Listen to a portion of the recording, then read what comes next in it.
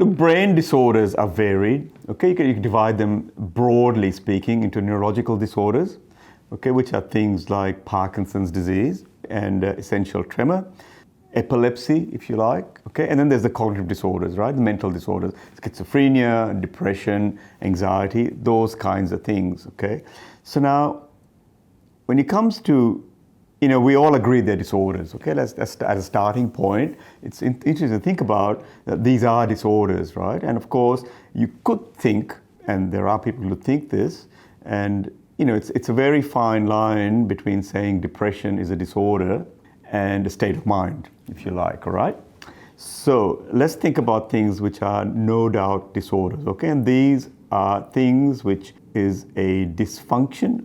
It is a function which is not the normal, but it interferes with your life, all right? It's not the case that you could have a disorder of movement and yet have no impact on your life. I wouldn't call that a disorder. It's when something happens but it has an impact on your quality of life, your ability to do things. So things like Parkinson's disease, things we've known about for a long time, and anyone who's met somebody, they have problems walking, they have tremor, they have a dysarthria, okay, they have a stiffness. So this disorder has, and we know why people get it, okay? So there's a bit of the brain called the substantia nigra, which has cells in it, which uses a chemical called dopamine. And these cells start dying, people who have Parkinson's disease. We don't know why they die, but they start dying. Now, when these cells die, what happens is you get changes in the function of a bit of the brain called the basal ganglia, which determine how you move and at the speed at which you move and things like that. So the first line of treatment in things like Parkinson's disease, these cells make dopamine, they're dying, let's just replace the dopamine, right? This is L-DOPA. So this is the treatment, that's the old treatment. But what happens is that people often need escalating doses of this stuff.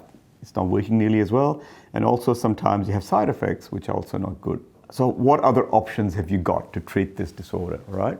This is just talking about one disorder, Parkinson's disease. The thought was that why don't you go into the brain region which is causing the disorder, okay, you have a tremor, just go and get rid of it, right? Just ablate it. And this was tried about 30 or 40 years ago now. We went in and cut out the bit of the brain where we thought that this was, and in fact, it does fix the tremor. But along the way, what people discovered was it turns out if you just stimulate this region and not cut it out, it works just as well, all right?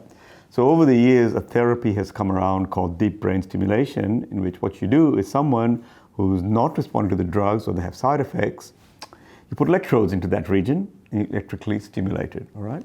And this is deep brain stimulation. So it works for Parkinson's really well. Worldwide, there's tens of thousands of people who have had this treatment, okay? But it also works for a range of other disorders. Movement disorders, essential tremor, dystonia. There's also a movement of this treatment into more psychiatric disorders. So Tourette's syndrome. So we're currently doing a trial for obsessive compulsive disorder, pain. In principle, you can treat these things. So the way it works is the idea is there's part of the circuitry is malfunctioning, and the brain is a machine. Okay, it's an electrochemical machine. It has an electrical part to it and a chemical part to it. So what we're doing is providing the electrical part of it.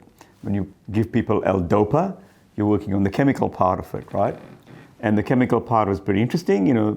Most of the drugs that we use to treat disorders all work on the chemical side of things. But Parkinson's disease and deep brain stimulation is working on the electrical side of things. And this is a technology which is growing and it's expanding. And right now it's very invasive. You have to drill a hole in the brain, put an electrode in there, but it works very well. And it works by basically balancing the activity of these circuits. That's the idea. It's not a cure, okay? It's not a cure. It's not the case that if you have Parkinson's disease and you put electrodes in there, it's providing therapy and you twitch it off, your tremor comes back.